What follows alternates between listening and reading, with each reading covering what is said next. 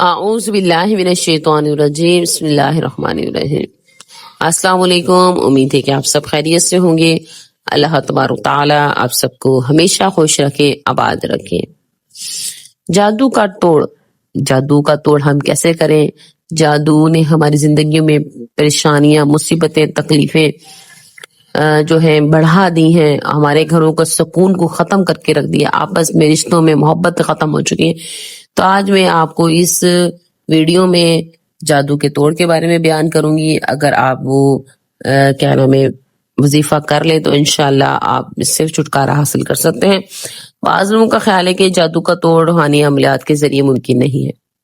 اس بنا پر بہت سارے لوگ جو ہیں جادو توڑ کے بعد جاتے ہیں، ان سے عمل کرواتے ہیں، ان کی خدمت لیتے ہیں، اور بہت سارے تجربات سے یہ بات ثابت ہو چکی ہے کہ جادو کرنے والوں جو ہیں جادو کو ختم نہیں کرتے بلکہ اور بھی بڑھا دیتے ہیں اور غمگین شکل اختیار کر لیتے ہیں وہ۔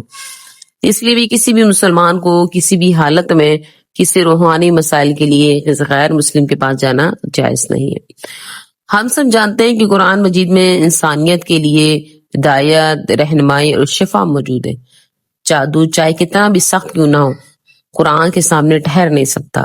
شرط صرف اتنی ہے کہ ہم وظائف کرتے وقت نفع نقصان کا معاملہ اللہ تعالیٰ کی ذات پر مکمل بھروسہ کر کے چھوڑ دیں، دل میں غیر یقینی کیفیت میں وظائف نہ کریں، اللہ تعالیٰ کی رحمت سے مایوس نہ ہو۔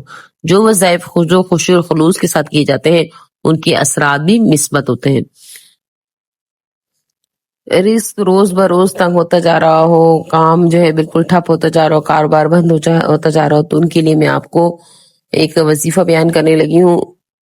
تو کیونکہ آپ کو معلوم ہے کہ جن کے بہت سارے حاسدین ہوتے ہیں وہ حسد کی وجہ سے مخالفت کرتے ہیں، اور ہر شخص انہیں جو ہے نقصان پہنچانے کی کوشش میں لگا رہتا ہے حسد کی وجہ سے۔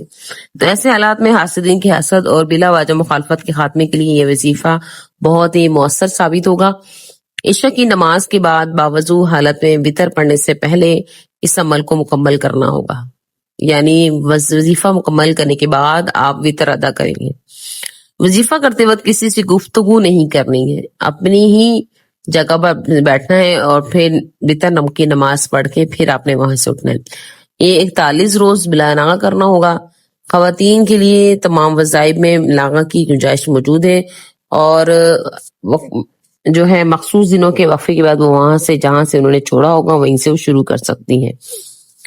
وظیفہ یہ ہے کہ اول و آخر آپ نے 100 مرتبہ درود پاک پڑھنا ہے، پھر 300 مرتبہ یہ آیت پڑھنی ہے، لا الہ الا انت سبحانک انی کنت من الظالمین فاستجبنا لہ ونجیناہ من الغم وکذالک ننجی المؤمنین۔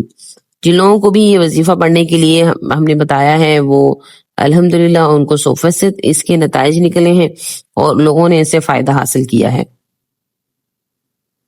اب میں آپ کو یہاں پر ایک ضروری بات بتانا چاہتی ہوں، کسی بھی وظیفے کے لیے اگر فوری نتائج نہ نکلے تو مایوس ہونے کے بجائے کوشش کرتے رہیں، جاری رکھیں۔ اللہ تعالیٰ بہت غفور و رحیم ہے، اس سے ہر وقت مانگتے رہنا چاہیے، کبھی رزق کو وظائف سے منسلک نہ کریں۔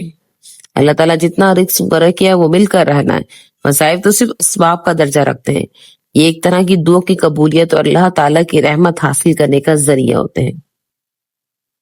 ایک اور وظیفہ میں آپ کو بتانے لگی ہوں، یہ عمل جو آپ نے فجر کی نماز کے بعد کرنا ہوگا۔ فجر کی نماز کوشش کریں کبھی بھی قضا نہ ہو۔ اگر کسی وجہ سے نماز قضا ہو جائے تو جو ہی آنکھ کھلے نماز ادا کرنے کے بعد اس وظیفے کو کر لیں۔ وظیفہ کا طریقہ یہ ہے کہ فجر کی نماز کے بعد معمول کی تسبیحات دعا کے بعد اسی جگہ پر بیٹھے رہیں، کسی سے گفتگو نہیں کرنی، یکسوئی کے ساتھ وظیفہ کا آغاز کریں، اول و آخر درود شریف پڑھیں، پھر اس کے بعد یہ دعا پڑھنی ہے، بسم اللہ الذی لا یضر مع اسمہ شیء فی الارض ولا فی السماء وہو السمیع العلیم۔ یہ آیت آپ نے 30 مرتبہ پڑھنا ہے، 21 دن یہ عمل کریں۔ یہ عمل مکمل ہو جائے تو پھر اس عمل کو برقرار رکھنے کے لیے اس دعا کو درود پاک کے ہمراہ 3 مرتبہ صبح اور 3 مرتبہ شام جو ہے دہرائی کریں۔ یہ ہے عمل تو بہت ہی مختصر لیکن ہے انتہائی لاجواب عمل۔ تو آپ ان دونوں وظیفوں کو اپنی زندگی کا حصہ بنانے، انشاءاللہ کوئی جادو آپ پر اثر نہیں کرے گا، کوئی جن جنات آپ کے قریب بھی نہیں گزرے گا۔ اللہ تبارک تعالی ہم سب کو جو ہے حاسدین کی حسد سے بچائے اور شیطان کے شر سے بچائے، اور ہم کو دین پر عمل کرنے کی توفیق عطا فرمائے۔ وآخر دعوانا ان الحمد للہ رب العالمین۔